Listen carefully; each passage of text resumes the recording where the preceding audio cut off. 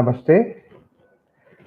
Om Sahana Bhavatu Sahanau Bhunattu Sahaviryam Karavavahai Tejasvinavadhitamastu Ma Vidvishavahai.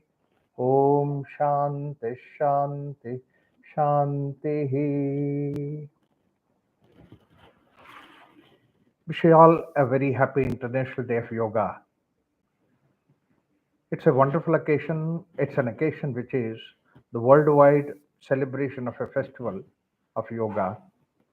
Various countries and various forums they are celebrating this, and this is the festival gift of Bharat to the world. And the main purpose idea is to see that we create a beautiful harmony in the various world cultures. A culture which has for 20,000 years in India, in Bharat, which could create harmony in various different paths, different faiths, and different gods and following and all those things. Now, it is necessary that we take this message to the world over. And this topic today, spirituality and mental health. Actually, the purpose of yoga is to take one into the spiritual level. Spiritual goal, spiritual health has been the very hallmark for the whole yoga. That's why you can see that Bhagavad Gita, which is supposed to be a text of spirituality, every chapter is a yoga. Arjuna Vishada Yoga, Karma Yoga, Jnana Yoga, even to the degree that even Vishada can be turned into yoga. And that's a beautiful combination of uh, various parts of yoga of Arjuna. There is one more thing, that is, what is the spirituality? The question comes up. Idea is that if Arjuna was in stress, difficulty, because that he was caught up into this indecision whether to fight the war, run away from the battlefield. If only the purpose of Krishna is to make Arjuna to fight the war, then there was no need for Krishna to spend 700 shlokas of Bhagavad Gita. He could have just eliminated in one chapter by saying that, in fact, in the beginning itself, Krishna could have taken Arjuna and kept in between, in front of Duryodhana and Dushasana. At the moment Arjuna sees these two people, at once his blood will be boiling, remembering about all the incident with Draupadi. He would have immediately started war. It would not have raised any question. Very purposefully, Krishna has taken taken that chariot, placed in between Bhishma and Drona, supposed to be the most respected people of all the camps, both Kauravas and Pandavas, and all the allied kings who are all there, allied rulers, they are there, associated with this warfield. For all of them, these two people were the most respected people. And Krishna very wisely takes Arjuna's chariot and keeps in between them, so that Arjuna starts looking at that. Look, whom am I going to kill in the warfield? So, should I really fight the war? And he has this kind of a indecision in the whole war field. If if Krishna's interest was only to fight the war, make the war to happen, he could have easily said to Krishna, Arjuna, very easily, he would have said that, look, what all the insult that has taken place to Yudhishthira, insult that has happened on Draupadi and Pandavas, who have been all the time very legitimate, and they are the people who put into all kinds of difficulties. And after all, Arjuna is a warrior, so naturally his blood can boil, and then it could have led to the war. But it was the war that was the anger of Arjuna, the venom of Arjuna would have fought. It's not that Arjuna spiritual personality. So therefore, the whole approach of Arjuna is to raise Krishna, is to raise Arjuna's conscience from the simple level of taking a vengeance to a level where, from the spiritual angle, he looks at the whole thing. So therefore, this text is supposed to be a spiritual text. That's why we always say, Iti Srimad Bhagavad Gita Su Upanishatsu Brahma Vidyayam Yoga Shastre. Though it is the Yoga Shastra, science of yoga, but it is Brahma Vidya, Upanishad Vidya, That's what Bhagavad Gita at every end of every chapter declares about that. So therefore, we should see this is a spiritual war field, a spiritual war and spiritual matter that is taken to create that particular thing. So Bhagavad Gita or the yoga text called Bhagavad Gita, the main purpose is a spiritual goal. Now the second question comes, what do you mean by, how do you say that this is something which is not an ordinary level, moral level, but at the spiritual level? For that, a very simple answer is that if the problem were to be that of Duryodhana, he was a bad guy and he did all kinds of nonsense. And if he had a problem about the war field, then Krishna need not have to give the whole of Bhagavad Gita. He could have said, don't do bad, do good, so that all these problems will be solved. So a simple message of from bad to good is good enough for many people. Good enough would have been for Duryodhana if he had the problem. But Arjuna has always been good. Arjuna has always been in the right direction, in the right path. And in spite of all those things, Arjuna had the problem. Even Dhritarashtra doesn't have that. In fact, in the first chapter, Dhritarashtra very clearly says, Mamakaha Pandavas Shaiva. That means my people and Pandavas. Whereas Arjuna says, these are all my own people. And I'm killing Swajanam Krishna, I am killing the whole Swajanam. That means my own people. Look at the what is the way that Arjuna looks at the whole thing. It's in a very compassionate way. And Arjuna is in suffering.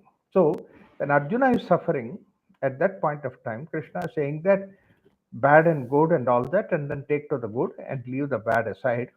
It would not have been uh, applicable to Arjuna because Arjuna says, whole life I've been good. I never did anything wrong.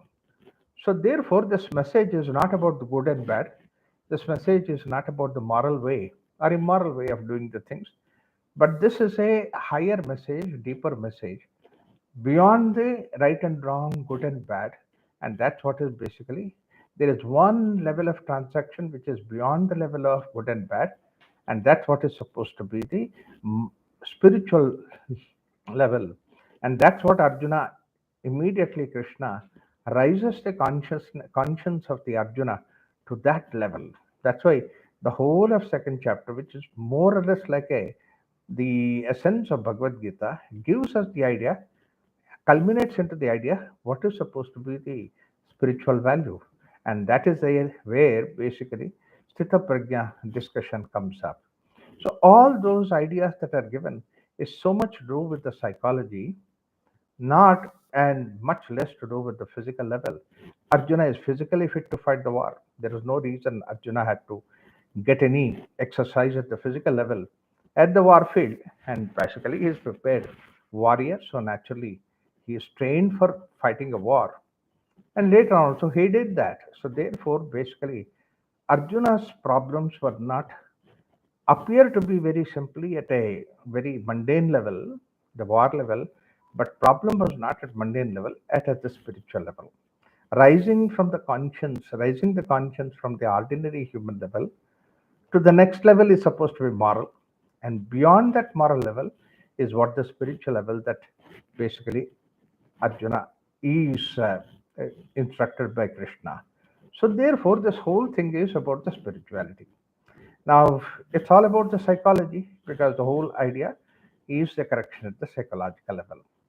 Now, there's another important aspect about the psychology is that about the spirituality is that the spirit is supposed to be our own inner core, the divinity or the Atman that we call it as. And then it has all these grossification, and finalist gross level is supposed to be our body, and this is Annamaya Kosha, and and then this Annamaya Kosha is in contact with the world outside. It is my eyes, my ears, my touching sensation, my body. These are coming in touch with the objective world outside. So therefore, one end is the world outside, objective world, matter, and on the other side, on the other end is you, who is supposed to be spirit. And the way that interaction that takes place between you and the matter outside is what he calls it as vritti. Patanjali calls it as vritti, and vritti takes you to the world outside. So And vritti is something which we are supposed to do it. In fact, we are all doing different kinds of vrittis. And vritti means actually activity. And this is the nature of the mind itself, is to see that it involves in the world outside. Nature of the senses are to see that take you towards the world outside. In fact, if I'm hungry, I have to take food. What takes about the hunger? What makes me to feel that hunger? And then I have to go to the food. It's not only the human being, it's every species is going into the world outside to interact. But then what happens is that vritti itself is not bad. In fact, Upanishad says, just like the way that the burning is the nature of the fire, this vritti is the nature of the mind. Chanchalam hi mano dharmaha yadavahne jvalena cha, like the way that the burning is the nature of the fire. So therefore we go. It is very similar to the way that the very nature of the mirror is to reflect the objective world in front.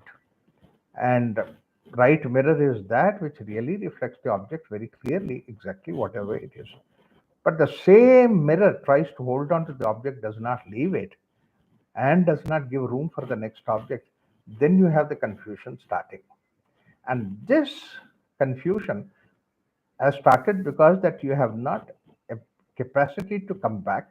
You have gone to the world for the sake of vritti, and you have not been able to withdraw from that. This is what the way that vritti sarupya mitaratra, vritti takes you to the world outside. And yoga is the one tatha drashto swarupe avasthanam. Yoga empowers you to that, or a state of yoga is naturally that's there within us to see that I go back to the myself. When you are attached to the world outside, that's what is material, materialistic. When you are identified with the consciousness and only go to the material for the sake of transaction, that's all, not beyond that. And that's what is supposed to be spirituality. So, or being identified with one's own spirit, that's what is spirituality. People have complicated the whole definition of spirituality, saying that all kinds of esoteric ideas that they have given. Chakras open, and you have so many auras, this, that, complications. Whereas the whole of Bhagavad Gita, Patanjali Yoga Sutras, they make it so simple and so easy for us to apply. So, therefore, basically, this journey to go back to our own nature, which is supposed to be the definition of yoga, is the journey towards spirituality. And but Patanjali also gives us that during this path, so many attractions, so many diversions, and so many things that are there, which will try to pull you in so many different directions if you don't have awareness. So therefore, spirituality is like that. That's what is the and not only that. One more important idea is any practice anywhere in the world which will take you towards the spirituality is nothing but yoga. Let's keep it that way because this culture has given us so many techniques to go towards spirituality, right from the bhajan, kirtan to anything we have to see that we can go to back to nature. So therefore, now when we could give that definition anywhere in the world, we can have any practices which can take you towards spirituality is supposed to be yoga. And the converse also is very clear, saying that what you do, but will not take you towards spirituality. However much it looks outside, like yoga technique, but they are still not journey for spirituality because there are a lot of people who are there who do that way. So therefore, because this it belongs to this land, and we take it to the world outside, we'll take this yoga as a spirituality rather than any other method, any other technique that we are giving. So therefore, yoga for spirituality is something which is understood. No, we don't have to say that. But then it says also about the psychology. So let me say a few ideas about that. But before that, most important aspect of the human suffering is a psychological suffering or the internal suffering rather than the physical one outside. This is what recently there was a paper published by Baylor Medical Center. It says that any disease that we have and which has directly, indirectly, is caused because of your mental disturbances, mental agitations. And we're all contributing towards that mental agitation, some way or the other. So, therefore, that the psychological uh, correction or the counseling is something which is supposed to be the way path of spirituality. are the path of yoga. That's a very important aspect of it. And we also give the other way when Patanjali, when Upanishad looks at human being at various degrees of subtleties. At the grossest level, we are the Annamaya Kosha, and subtlest level, we are Anandamaya Kosha. The whole practice of yoga is supposed to be that we practice at Annamaya level practices, at the physical level practices, to see that how we can transcend from the physical level. Annamaya Matmanam Upasankaramati. I can leave the body behind and I can go deep inside. Not only body level, even the yama niyama that we are doing is to see that how we can free from the world outside, interaction with the world outside. Like the simple thing is that if I practice the satya, truth becomes like no burden on my head. Whereas untruth, when I say, that means I'm holding on to the untruth. I cannot forget about that untruth. Because today I tell untruth one thing different and tomorrow a different untruth. It will not be consistent by itself. I have to make it many careful. Truth, I say it and then finish about it. But there's a very simple explanation, but then there are deep explanations that are there. The same thing about the possessions. If I have less possessions, then I don't have much of mental agony, burden on me. But if I have more of them, then burden is on me. So it's that's why he says that all right, keep small little simple things or stay. What does not belong to you, take it. So all these simple ideas in Yama Niyama, Patanjali gives us. Sadhvi Ratambara used to say a very beautiful thing. He says, whatever the object that you have which you use it, you are a master of it. And what are the objects more than what you use it, you are a watchman for that. God sent you as an owner and you made yourself as a watchman. Why is it all that? We carry all that unburdened, but the unnecessary burden on us. So this is how we try to create. The whole idea of Yama Niyama is to see that how I can free myself from the interaction with the world outside. Then what happens is that asana is the way that I can free myself from the body level. In fact, a healthy body is where you don't have the awareness of the body. You are free from the body awareness. When there is a pain in the body, then you become aware of it. When you have a headache, then you will remember that you have a head also. Otherwise, where is the question of you having head? I never get headache. So therefore, basically, it is a suffering, or your presence is a suffering. So therefore, your freedom from that body level is a freedom. Similarly, at the prana level, pranayama atmanam upasankaramati. The whole idea is to see that how you can transcend the prana. Meditation is not to get caught up in the mind, but to see that how I can transcend the mind. That's why we use meditation for the meditation. We use the sound Om. We very clearly, the best portion of the Om is the silence, the fourth syllable. Aum.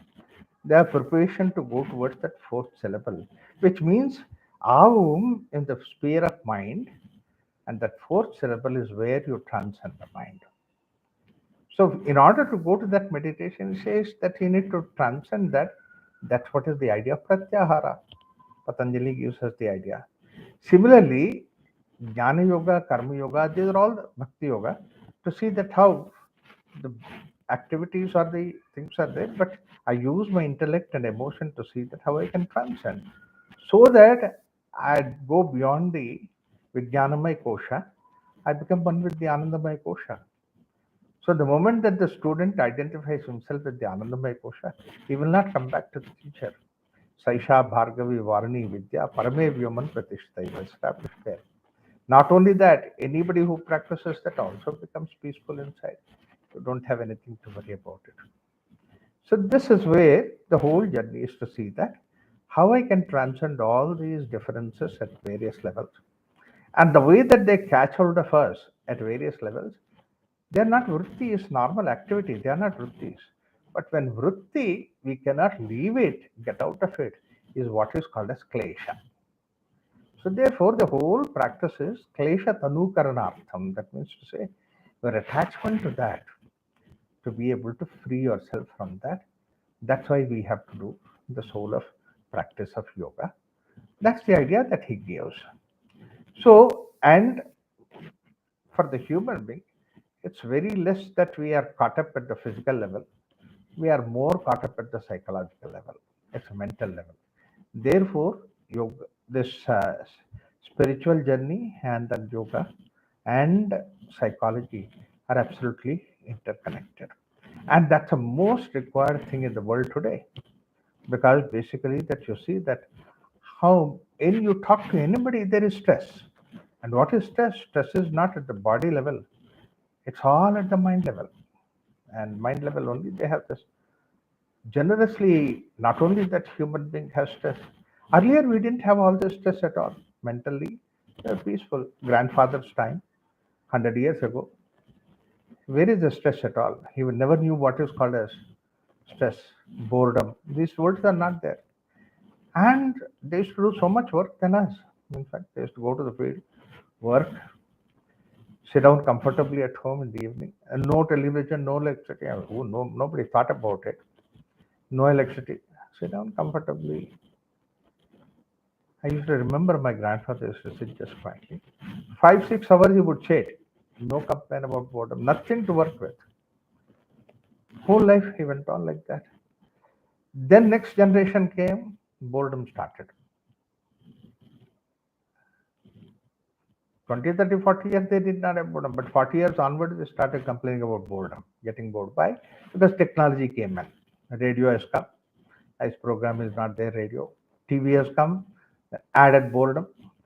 People were getting bored at 20 years because there's no cricket match going on the TV. See? Added all those things. Boredom started entering early on. We didn't have any computer gadgets and all those things. But then look at the way the gadgets have come. When there is nothing to play, they get bored. Children, 8, 10-year-old child complains about boredom. I used to shout at him saying that, why are you complaining about boredom? I never used to complain about boredom. Yeah, you never, your time, you didn't have even this video game. They would reply it. You don't have these games. Today we have, therefore we are bored early on. And not only that, you are, according to, see that your speed inside, your activity, everything has increased so much. Earlier, people used to have such a wonderful time sitting, watching 5 day cricket match. Absolutely no bored. 5 day cricket match, watch. Slowly, people's attention span is reduced. So therefore, become 3 day match, then become 1 day match. That means people don't have patience and time to watch 5 day match. 1 day match is also come down to now T20.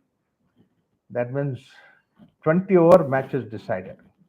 And I bet more than half of the people will not even see that 20 overs also. They will see the last 5 overs decide about the match. So that means to say how man is becoming restless. It's early on it's happening. Soon, I think we'll have a cricket match where the decision will be there, just on the flip of the coin, because nobody has time to have patience to sit down and listen, see the cricket match. How unfortunate it is. And the child also getting bored. 3, 4 months child is getting bored today. We can see that. Earlier we never knew that. I think soon a time will come when the child comes from mother's womb, not crying but saying bored. That means boredom enters into the mother's tongue. So gynecologists have to do some surgery and then put some video game inside the mother's womb so that the child starts playing there itself. Wow, where are we leading to? Not only that we are bored, but we are giving that boredom stress very generously to the animal level. See, the animals in the forest don't have any stress at all, but my dog, my cat, and my house has the stress. I've seen in California one board which says that stress clinic for pet animals. Generously. In Colorado, there was a this thing, what is that farmhouse, and I happened to visit. An American lady was running the farmhouse. I've seen a beautiful horse standing there. I just picked up some grass, wanted to feed the grass because I love animals. She immediately came running from inside. Raghu, Raghu, Raghu, don't feed my horse. I said, what happened? No, my horse is on diet. because he's under stress. Look at the way that we are. Why it all happened? Because we are mentally, we don't know how to come out of that. That's where the yoga simply works at that level to see that how you can come out of your mental disturbances, agitations, weaknesses. Boredom is one very, very important manifestation of that, which is also nothing but stress. So, in order to come out of the stress, what we try to do is to see that we try to take care of external stress factors. That means to say how I can change the office timings, how I can do office work, and this and that, all those things. But the way that Indian philosophy says is that the contribution of external factors in our internal disturbances is just about 20%. And any amount of change that you do is only in that 20% you bring about change. 80% is the basic stress level. We are already stressed 80%. We don't have peaceful state. That's what Shastriji, our teacher, always used to say. Sit, keep quiet and see what happens. We can't keep quiet. On a weekend, sit down, just do nothing. Don't even look at the newspaper, no music, no nothing. Just at least we meditate because that's also another way not to sit down quietly. Just do something. That's what Shastriji always used to quote. Kalati vahana eva vinodaya tapakriya. At least we do the meditation as the way that I just can't keep quiet. That's why I do this. So this is where basically that we have so much of basic internal stress level. So the whole idea of yoga is to see that how this internal basic disturbances that are there, restless as the mind, intellect and everything, calm down. As I said earlier, that these disturbances that are there in the mind, we get caught up in that. See, I have some idea that is fine, but then I get so much attached with that idea. Anything happens to that idea, I feel so much miserable. I get caught up in that idea. And this is what is one thing which is at intellectual level, we are caught up in that. This is right, this is wrong, this is good, this is bad. My way is the right way. There is nothing like that. It's all right. It's okay. This is one of the ways. But then we don't take it so easily. We become so serious. Come on, you do it. I tell you do it. If Krishna was supposed to give instructions to Arjuna to do, he wouldn't have spent 700 shlokas. He never gave instructions. You see, he clarified the whole thing to Bhagavad Gita to Arjuna. And finally, the decision is not taken by Arjuna.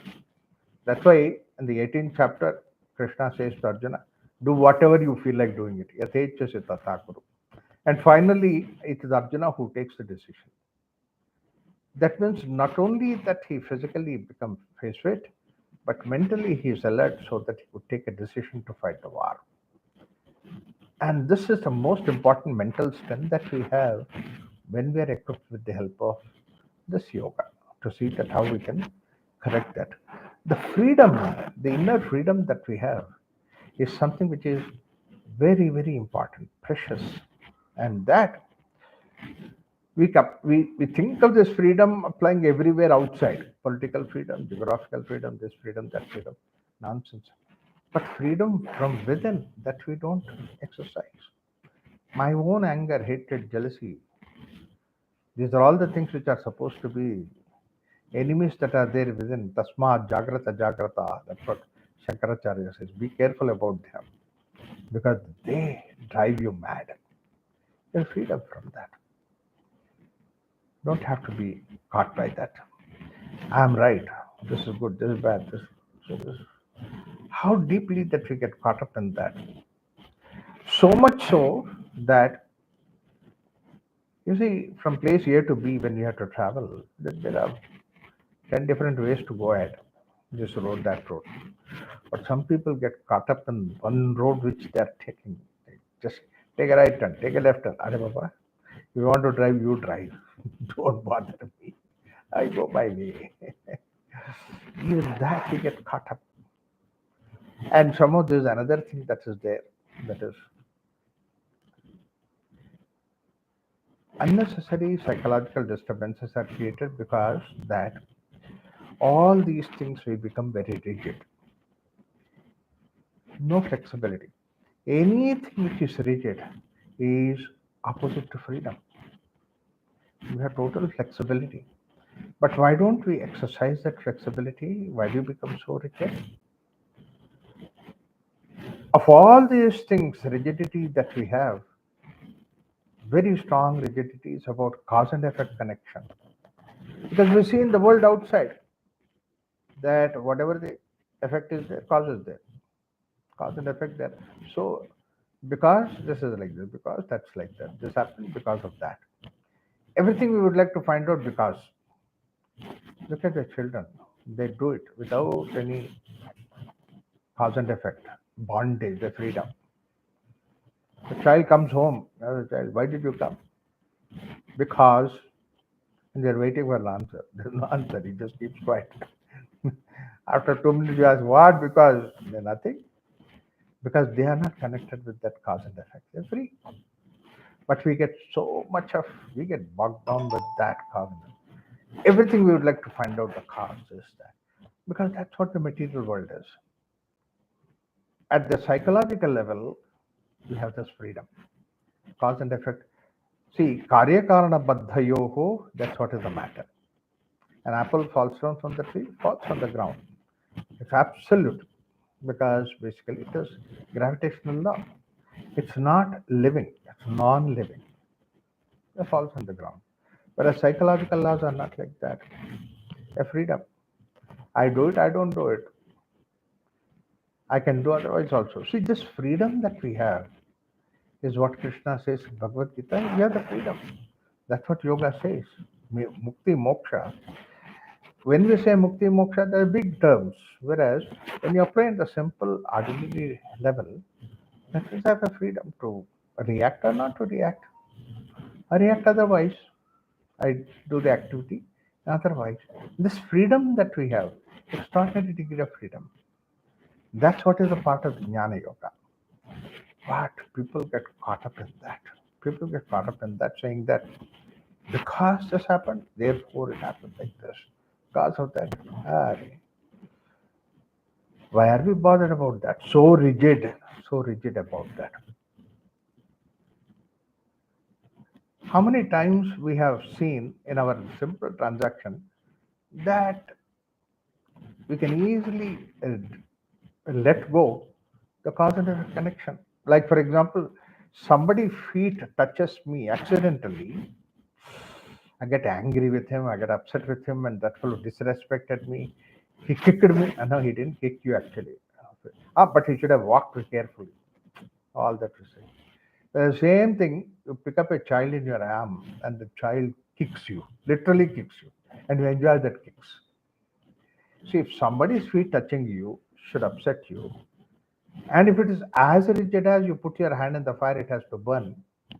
You put your hand on a child's hand, it burns. It's a rigid law, physical law. But psychological law is not like that.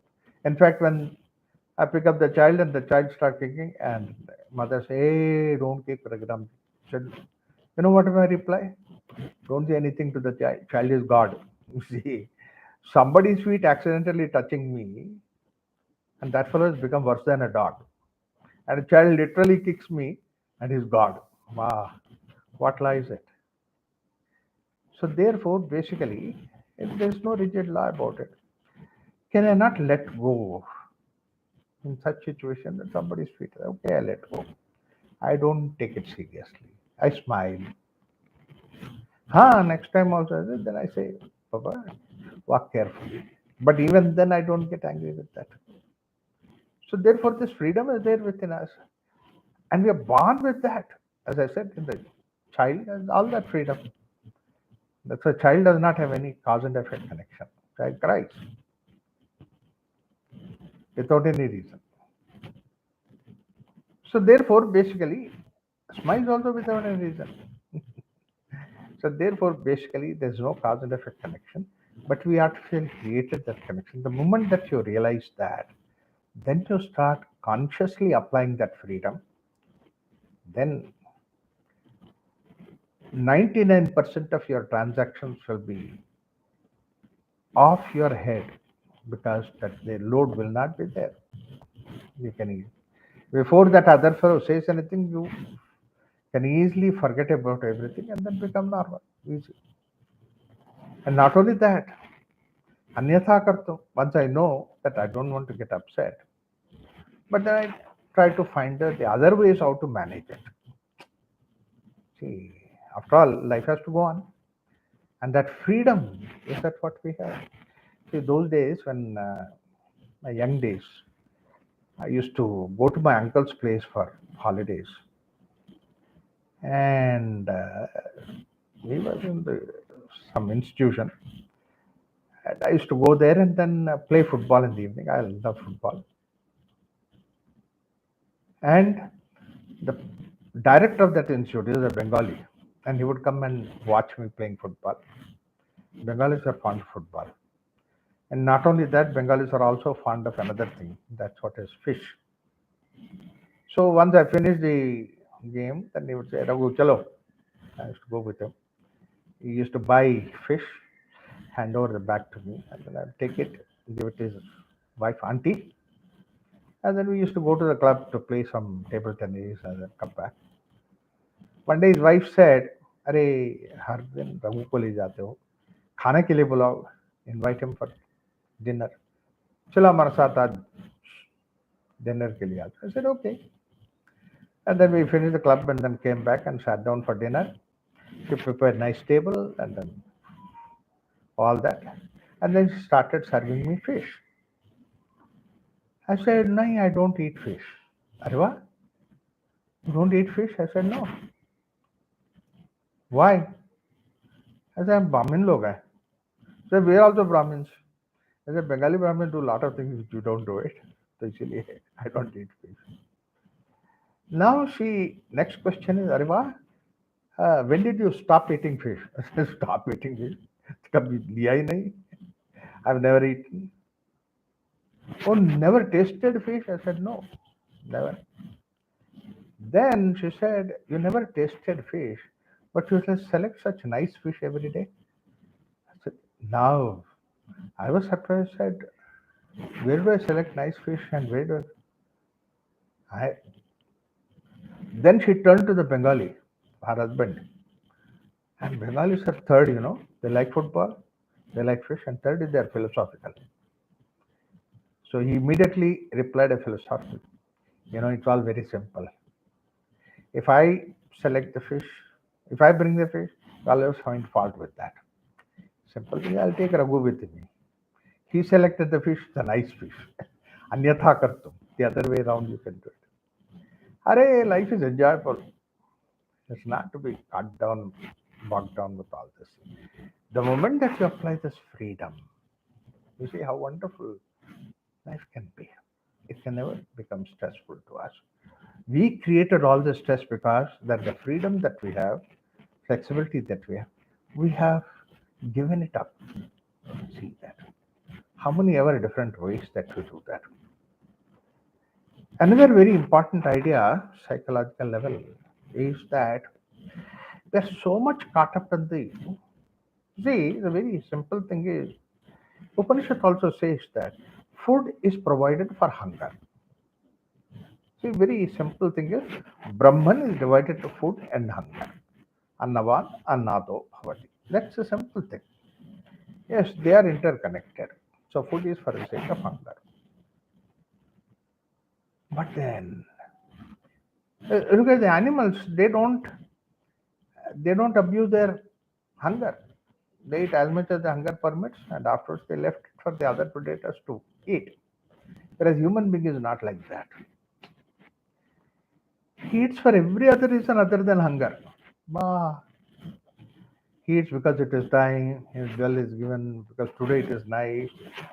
So many things that are there. But for hunger, that we don't do it. They are supposed to connect. Similarly, sleep. Similarly, every activity. We created this disconnection between what is supposed to be nature's connection. World is provided for that. and then take the world that way. Then what happens is that we don't run behind the object for sake of happiness, because happiness is our own nature, and the moment that balance is created between the harmony is created between the hunger and food, that's the moment that you are touching your nature called happiness. The same way, the moment that your exertion and the sleep balance is created, that's the moment you are touching your nature called happiness. Happiness is there within us, that itself is divided to hunger and food, and then the match of that in a harmonious way is the one that gives us that expression. So karma yoga, jnana yoga is supposed to be where you apply this freedom within you. See that object is necessary, so that I'm not looking for the sake of happiness in the object for outside, but it takes care of my need, necessity as food, as necessity, not beyond that. And another very important aspect is to see that we get hooked onto the object itself. We get hooked onto the object can make us a, you see, like the simple thing is that for the object's sake that we require money, and then so you start earning money. Now slowly what happened? Money is the means, not an end, for sake of all other things. But slowly it becomes an end. When it becomes an end, now you have money. Now then what to do? And people want to spend the money and go this, that, and all kinds of things, and come back after doing all that round and then come back home. I'm peaceful now. Hare, you are already there at home, but then why did you all that? Diogenes, Alexander met him. Alexander's guru, he is teacher. He said, "Okay, you are going to the conquer India. Afterwards, what you do? I'll conquer Asia Minor. Then I go to India. I conquer that. Then what? The whole world you can't conquer. Then what you do? Once I do all those things, then I relax. Is it? I'm doing that now. Why don't you sit next to me and then relax? You don't have to do all that conquering. See, for becoming Alexander, you have to do a lot of things. For becoming Diogenes, you don't have to do anything. You're so much caught up in doing. That doing becomes like a mechanical thing for us. Everything becomes like that, more, more, more. In fact, these days, the very store's name is more. Cricket matches they'll mange more. I don't know where we are leading to. All these mores are actually big a burden on the psychology. Third important thing is that we have such wonderful emotional states within us. Love, compassion, we are born with. And slowly what happened is that intellect has overpowered all this. See, we have such a beautiful word in Sanskrit, and that is what is called as bhavana.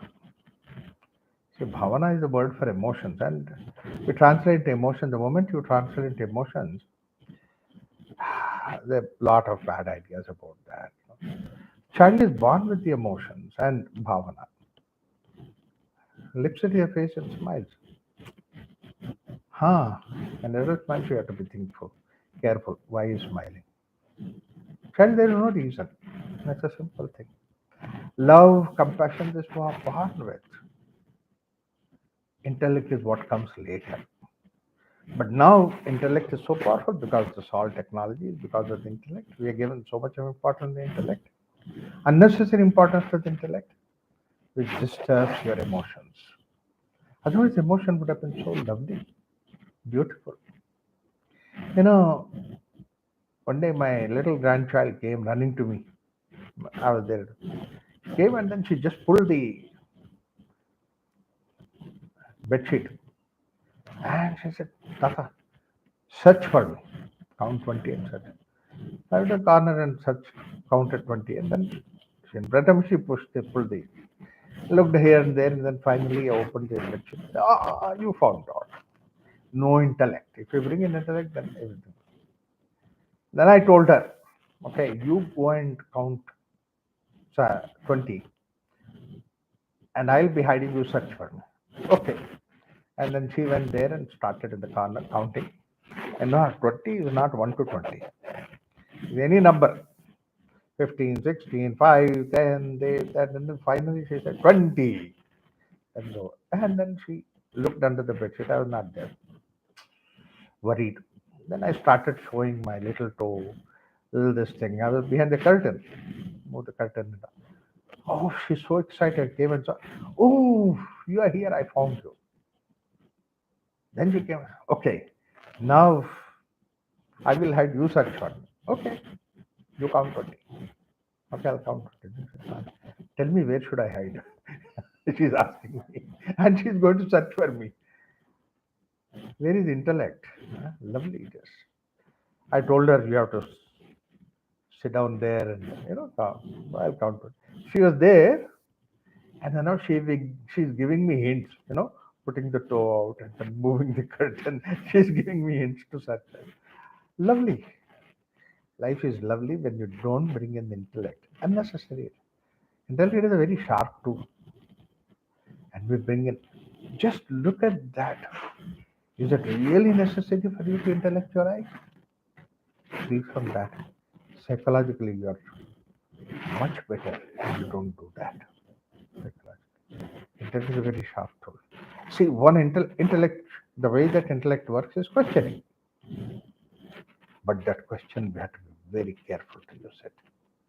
This question can be so powerful.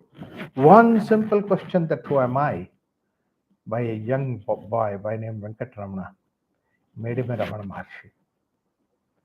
One simple question, what happens after death, by a child, Nachiketa, made him to counter Yama, the king.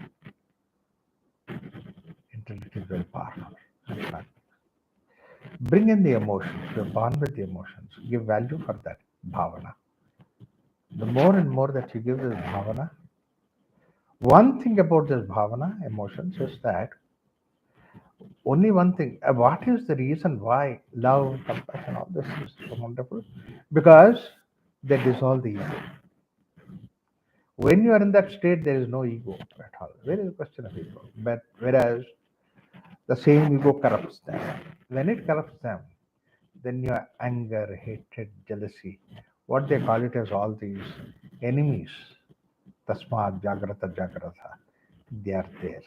Dissolve this ego, surrender this ego. That's what is the message of yoga.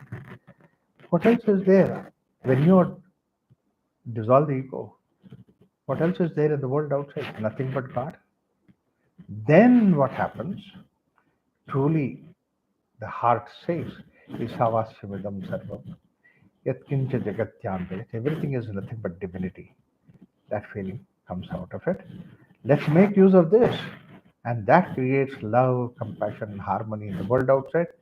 Message of International Day of Yoga was that. And let us have that.